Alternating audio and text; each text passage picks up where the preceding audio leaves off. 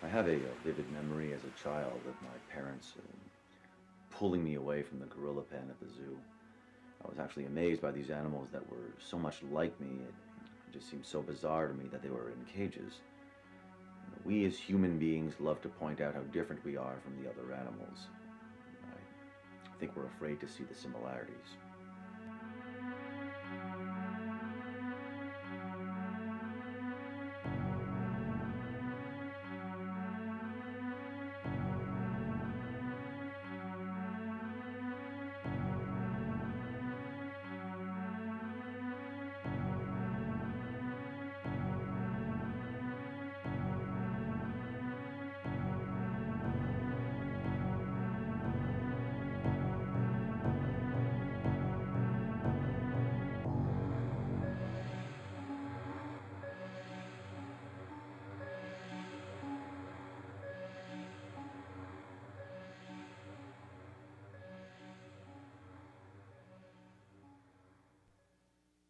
Well, I've been working as a primatologist for about 8 years, and I've been teaching for about 5 years.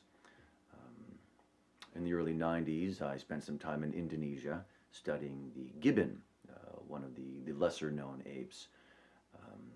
A very mobile, arboreal ape with a fairly complex social structure. Oddly enough, it's the female of this. Um, I forget who said it, but there's a saying that states the genius lies in that gray area between sanity and insanity. And I think for Alexander, the time he spent in Indonesia with the gibbons really put him in that gray area. My years with the gibbons gave me a lot of time to think about, primatology. And a funny thought came into my head. Uh, well, believe me, when you've been alone in the forest for 3 years alone, many funny thoughts come into your head, but for some reason this one stood out. Why can't I take this type of field work, the work I've been doing with the gibbons, and apply it to everyday people? And basically, I wanted to study humans in the same way that other mammals or animals have been studied traditionally, and I thought this was a perfect environment to do it in. About 5 years ago, I recruited two of my grad students, Frank Thompson and Robert Brown, and three of us started work on what is now known as the Mirror Project. Yeah, I remember when Alexander first proposed the project to me. I was a student at the time. And to be quite honest with you, I thought he was joking. At first when you hear about the project, it sounds so absurd until you really understand Alexander. When he asked me to help with the project, my marks in his class weren't too good. So of course I said yes. I'm into that. I'm into that kind of stuff.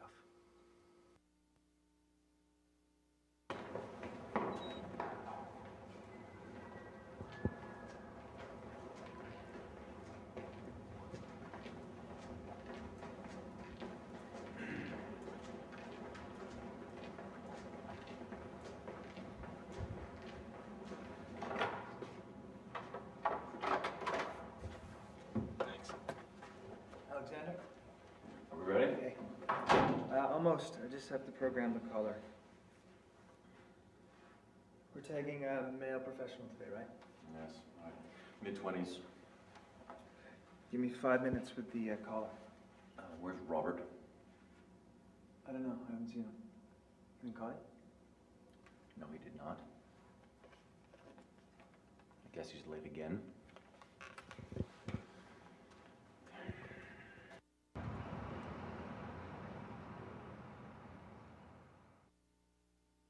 My organization has been aware of the Mirror Project for about 3 years now, and it truly frightens us.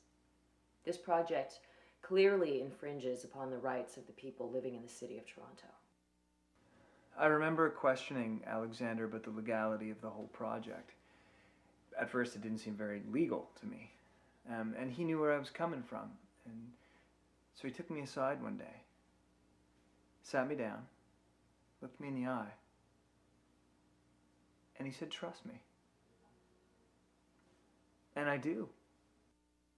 In the Mirror Project, we view the city as a natural environment where the human inhabitants are the animals existing in that environment.